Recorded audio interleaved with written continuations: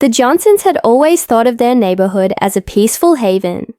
Tree-lined streets, friendly neighbors, and weekend BBQs that echoed laughter through the cul-de-sac. It was the kind of place where people knew your name and stopped for a chat over the white picket fences. But that tranquility began to unravel the day the Green family moved in next door.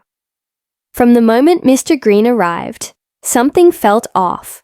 It wasn't just his unnervingly intense gaze, or the way he avoided small talk.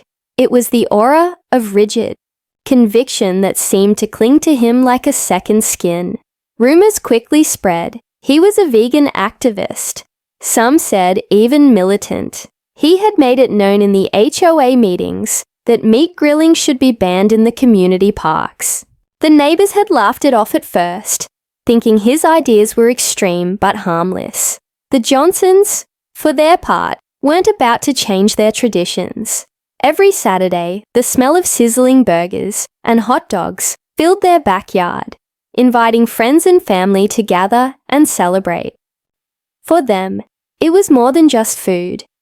It was a ritual of togetherness, a way to mark the weekend and enjoy simple pleasures.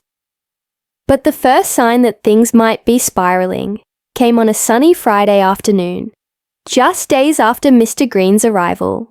As Mr. Johnson fired up the grill, he noticed an envelope slipped under their front door. Curiosity piqued. He opened it carefully. Inside was a single sheet of paper with neat, precise handwriting. Meat is illegal in this community. Cease all grilling immediately. The message sent a chill down his spine. Illegal? What was this guy talking about? When he showed the note to his wife Lisa, she laughed nervously. Probably just some prank, she said. Maybe he's trying to scare us. But the unease lingered. That evening, the Johnsons' usual BBQ was quieter than usual. Guests exchanged uneasy glances, and the cheerful clinks of glasses were muted by the undercurrent of tension. No one mentioned the note, but the air was heavy with questions. The next day, Mr. Green was spotted handing out leaflets to neighbors near the community mailbox. Lisa, curious and concerned, took one. The flyer was aggressive in tone. Help protect our environment and health by banning meat grilling in our neighborhood. Meat kills more than you think. It included quotes from activists and a list of alleged meat-related health risks. It was strange and unsettling, but mostly it felt like a personal attack on the Johnsons' way of life. Neighbors whispered about Mr. Green's strange behavior. Some found his passion admirable, while others grew wary of the tension it was causing. The HOA board, caught off guard, hesitated to act, unsure if they should intervene or let the matter cool down. One evening, as the Johnsons sat on their porch watching the sunset, Lisa spotted Mr. Green standing near their fence.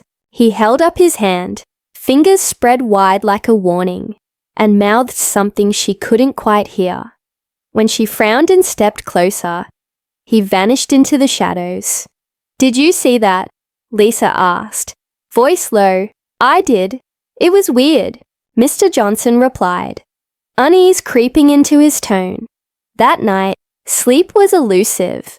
The neighborhood that once felt like a sanctuary suddenly seemed claustrophobic, charged with an invisible threat.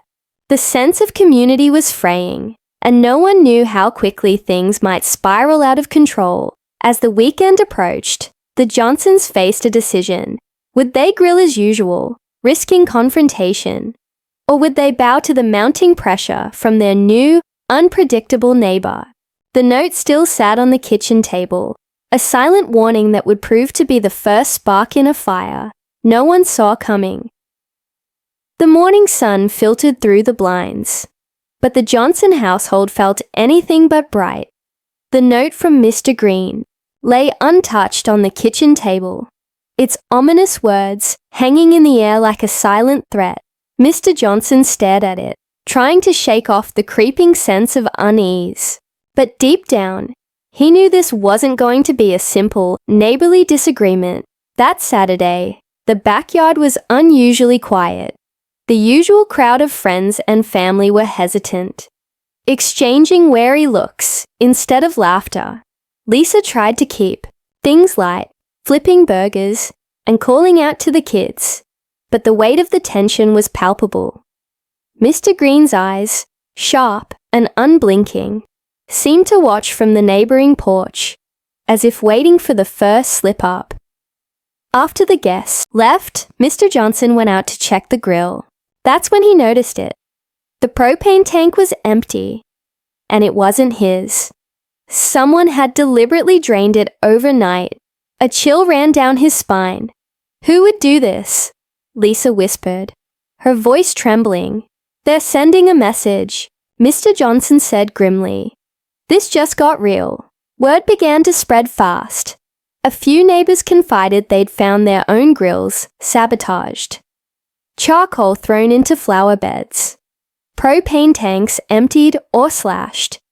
The invisible war over meat grilling had begun, and no one knew who the aggressor was, or if it was just one person. Meanwhile, Mr. Green doubled down on his crusade. Flyers appeared under every door in the neighborhood, plastered to community bulletin boards, and even slipped inside cars. His messages grew more urgent and alarming. Meat kills the planet. Meat is a crime against our health and our future. Some neighbors secretly admired his passion, but most felt cornered and afraid.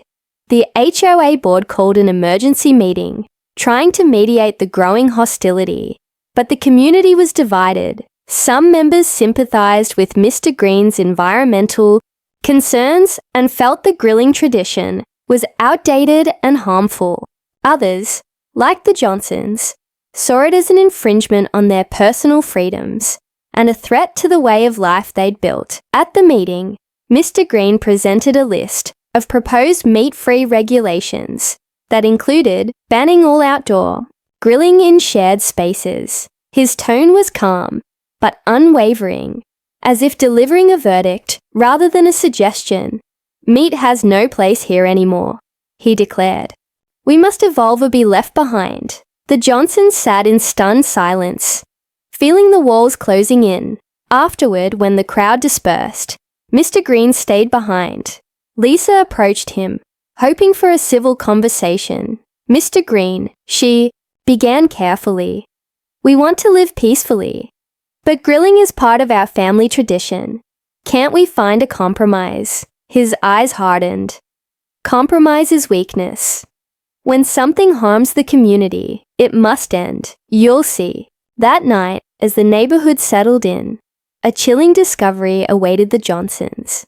Their backyard gate, usually locked, was found wide open.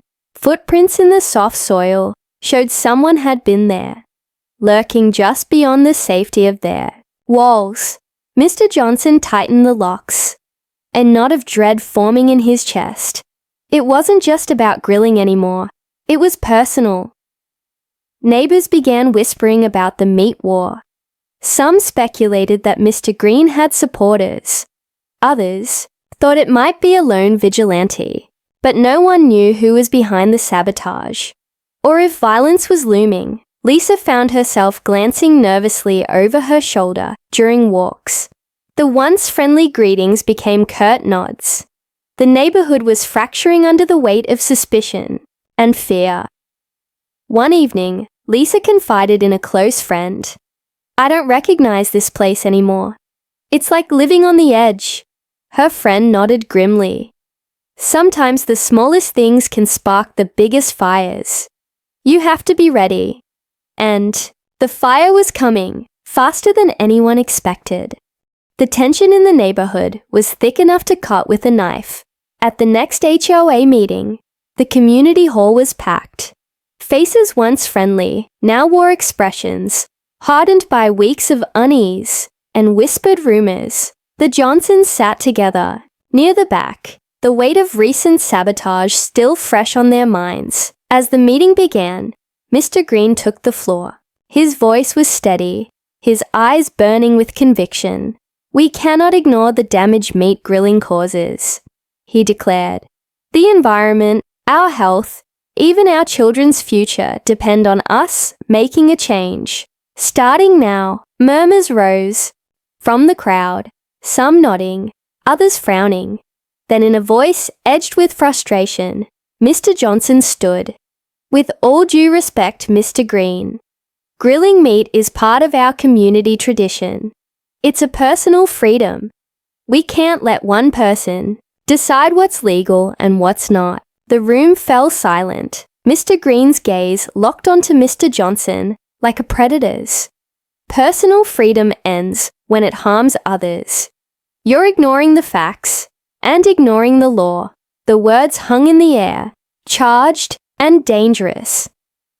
Suddenly, Mr. Green pulled out a thick folder, slamming it on the podium.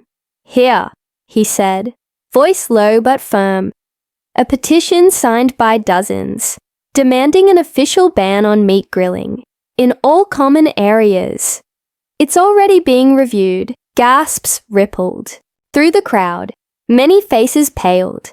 Lisa's heart pounded in her chest. This was more serious than she'd feared. The Johnsons' right to grill was slipping away, replaced by a creeping sense of oppression. After the meeting, the Johnsons tried to shake off the heaviness. But outside, Mr. Green caught up with them. Eyes cold and unyielding. "You should stop. It's not just about the petition anymore," he said quietly. "This community is changing. Either you change with it, or you'll be forced to." Lisa took a step back, her voice trembling. "We've done nothing wrong. We're neighbors, not enemies." He smiled, an unsettling thin smile. "That depends on how you see it." Days passed, and the threat in Mr. Green's words seemed to loom larger. Then, the first direct confrontation happened. One evening, Lisa was in the backyard, preparing for another BBQ. The sun dipped low, casting long shadows. Just as she lit the grill, she heard footsteps behind the fence. Before she could react, the fence gate slammed open and Mr. Green stepped in, his eyes wild with fury. "You promised to stop," he spat. "You promised." Lisa's voice cracked. "I never promised. This is my home, my family." His hand shot into his pocket, and Lisa's heart stopped. Neighbors watching from windows gasped. Some rushed outside, but it was too late. Mr. Green pulled out a small handgun. "Meat is illegal," he hissed. "I'm enforcing the law." Lisa froze, terror gripping her. A shot rang out. Neighbors screamed. The chaos was instantaneous. People scattered, shouting for help. Lisa collapsed, clutching her side as pain exploded through her body. Mr. Green stood over her, eyes glazed with fanaticism. "No more meat," he repeated, like a mantra. Mr. Johnson burst into the yard, horror-stricken. "Lisa!" he yelled, trying to reach her. Sirens wailed in the distance as the first responders rushed to the scene. Mr. Green did not resist arrest, his expression unreadable. Half calm, half mad, in the emergency room, Lisa's life hung in the balance. Mr. Johnson paced the waiting area, every second stretching into an eternity. The neighborhood was left shattered and terrified. What began as a bizarre dispute had exploded into violence, and no one could say what would happen next. The ambulances' flashing lights painted the quiet suburban street in urgent reds and blues. Neighbors gathered at a safe distance, whispering and staring with wide eyes. The backyard where the Johnsons had shared so many happy moments was now a crime scene, cordoned off with yellow tape. Inside the house, Mr. Johnson sat in a daze, unable to process the chaos unfolding around him. The paramedics had rushed Lisa away, leaving behind a silence heavy with fear. His mind raced, replaying the shot, the cold look in Mr. Green's eyes. The moment everything changed. Is she going to be okay? His voice cracked as he turned to the officer standing nearby. "We're doing everything we can. The officer replied grimly, "It's too soon to say," as the sun dipped below the horizon. The community buzzed with rumors and fear. Everyone wanted answers. How had a peaceful neighborhood spiral into such violence? What could have driven Mr. Green to pull a gun over a barbecue?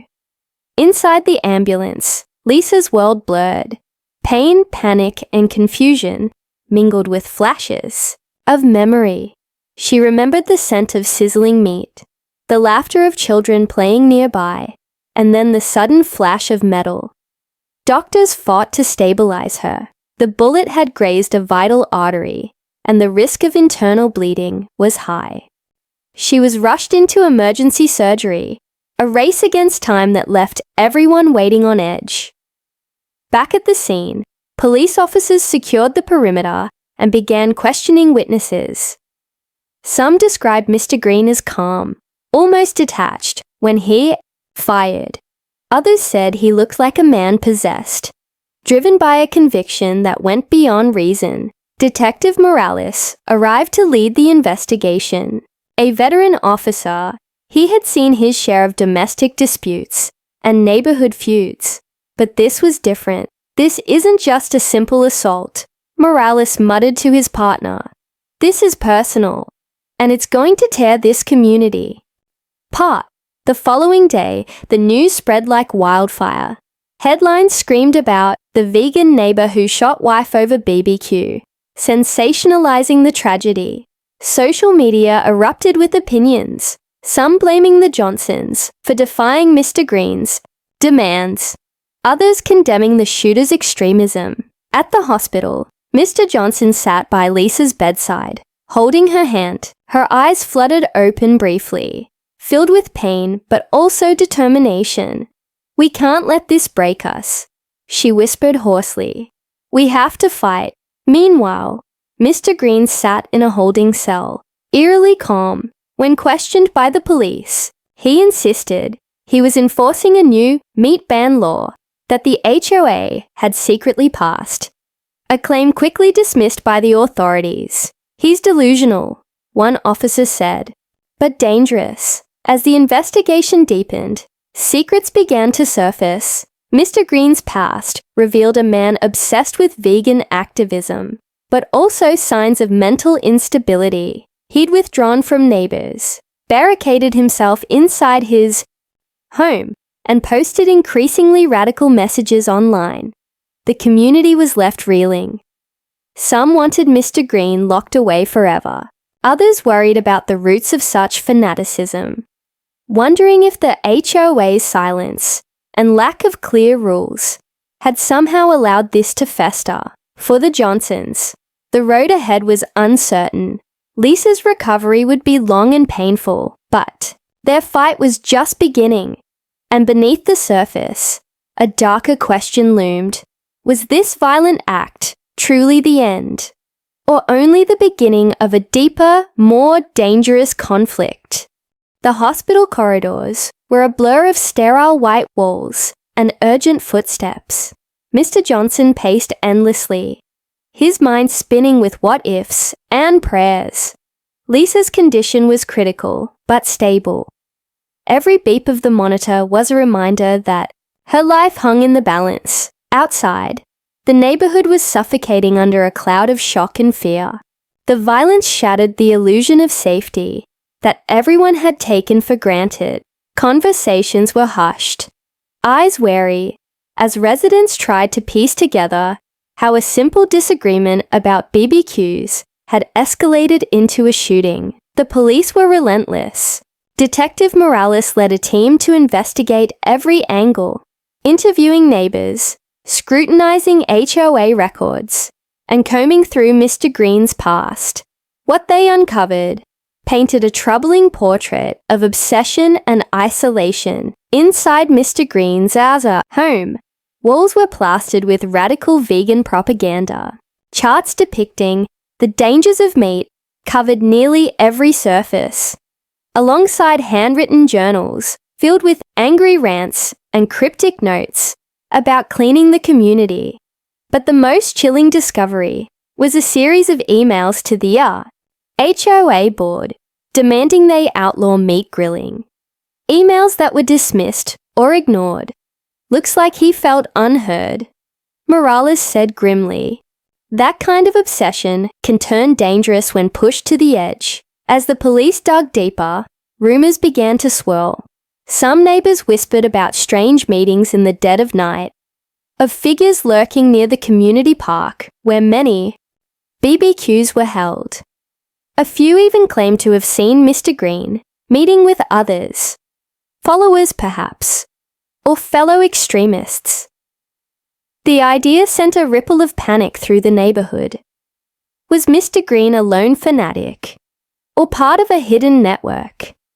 Could there be others waiting to enforce his meat ban with violence? The HOA board, already under fire, scrambled to respond. They issued statements condemning the violence and promising new security measures. But the damage was done. Trust had been shattered. Meanwhile, Mr. Johnson became a reluctant community figurehead, speaking out against extremism and urging neighbors to stand together. "We can't let fear control us," he told a local news crew. "But we have to be vigilant." Lisa's recovery was slow and painful. Surgeries, physical therapy, and endless nights of uncertainty tested their family's strength. Yet, even in her weakest moments, Lisa remained resolute. "We'll get through this," she told Mr. Johnson one evening, her voice soft but fierce. "For us, and for everyone who still believes in peace." But peace seemed elusive. Late one night, window shattered at the Johnson home. No one was hurt, but the message was clear. The invisible war was far from over. Detective Morales increased patrols around the neighborhood, determined to prevent another tragedy. He kept a close watch on Mr. Green's known associates, if any, existed, but so far the trail was cold. Yet in the shadows whispers continued. Anonymous tips hinted at gatherings outside town, plans being made to protect the cause. Whether these were true or paranoia, no one could say. The community was caught in a fragile balance between hope for healing and fear of what might come next. For the Johnsons, every day was a battle, healing wounds, navigating legal battles, and facing the lingering question that haunted them all. Had Mr. Green been a lone wolf driven mad by ideology, or the spark that ignited a far larger threat? Detective Morales stared at the growing pile of evidence scattered across his desk. The investigation into Mr. Green's motives had opened a door to something darker and more tangled than anyone had expected. What had started as a bizarre neighborhood dispute was revealing disturbing secrets beneath the surface. The journals found in Mr. Green's home were a window into a fractured mind. They chronicled his transformation from a quiet man into a radical zealot obsessed with the meat problem.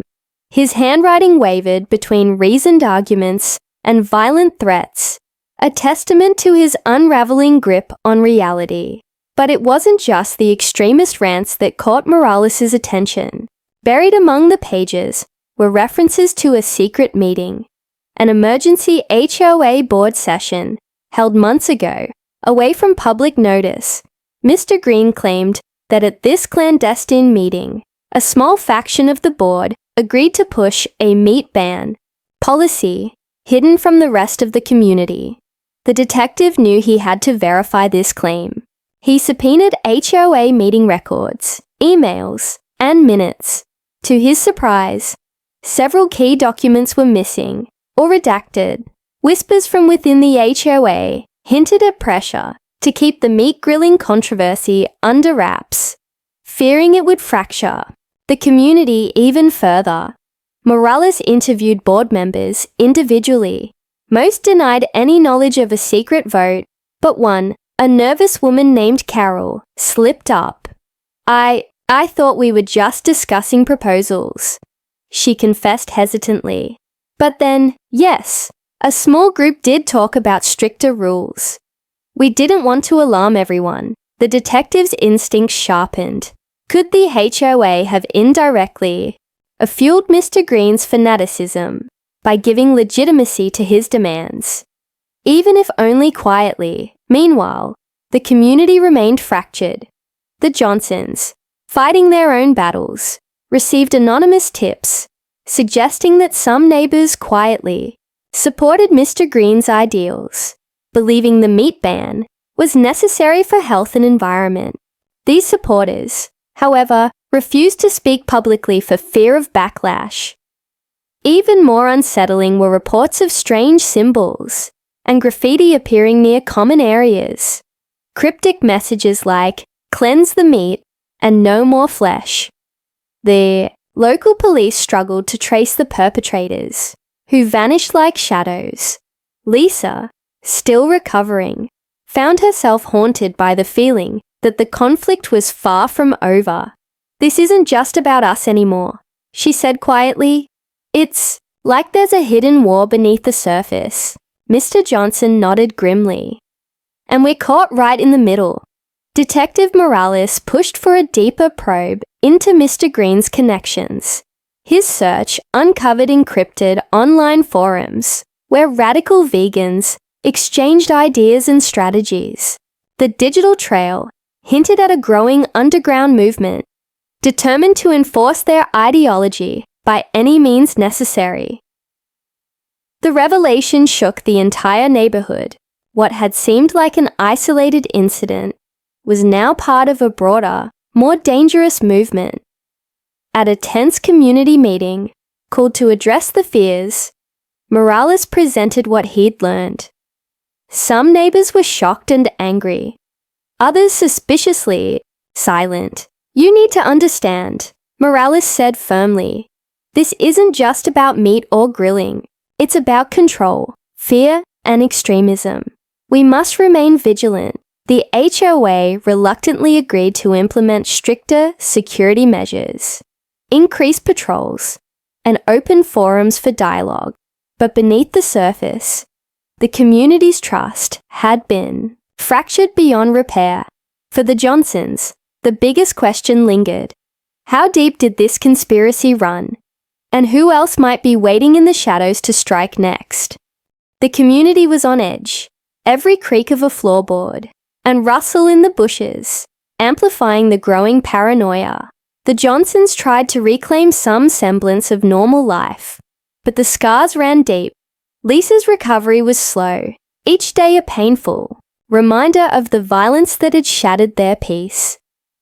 Detective Morales intensified his investigation, following new leads uncovered from the encrypted forums.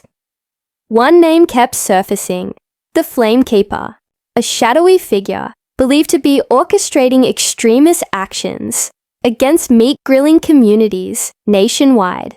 The more Morales dug, the clearer it became that Mr. Green might have been just one piece of a far larger puzzle. Meanwhile, tensions in the neighborhood escalated. Anonymous threats arrived at several homes. Fires were set to community park grills in the dead of night, leaving scorched ruins and angry, frightened residents. The invisible war was spreading. The HOA board, under immense pressure, debated harsher policies, curfews, restricted access to public spaces, and surveillance cameras. But even these measures felt like band-aids on a bleeding wound. One evening, as the Johnsons prepared a modest dinner inside, the doorbell rang unexpectedly. When Mr. Johnson opened the door, a young woman stood on the porch, eyes wide and breathless. "You have to listen," she said urgently. "My name is Sarah. I knew Mr. Green. There's more going on than you think." Over coffee, Sarah revealed a chilling truth. Mr. Green had been radicalized online, but he wasn't acting alone. "The Flamekeeper is real," she whispered. "He, or she, is organizing a campaign to take down meat grilling everywhere. Mr. Green was just the first." Sarah's voice trembled as she explained that Mr. Green had been pressured, manipulated into believing that violence was the only way to save the planet. She handed Mr. Johnson a USB drive, claiming it contained communications between Mr. Green and the Flamekeepers network. "We have to warn the others," Sarah said. "This is bigger than just your neighborhood." Mr. Johnson felt the weight of the truth crashing down. The peaceful suburb he'd loved was a battleground in a hidden war, fueled by ideology and rage. That night, Detective Morales reviewed the USB's contents. It was a trove of encrypted messages, plans for coordinated attacks on grilling equipment, lists of targets, and disturbing manifestos calling for a meat-free revolution. The implications were terrifying. This wasn't just a local conflict. It was a national, possibly global, movement with a violent edge. Morales and the local police coordinated with federal agencies to trace the origins of the messages and identify suspects.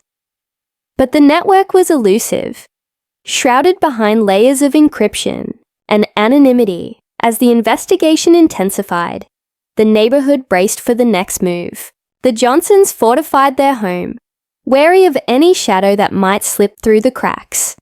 Then, just as the community tried to find hope in unity, a new threat emerged.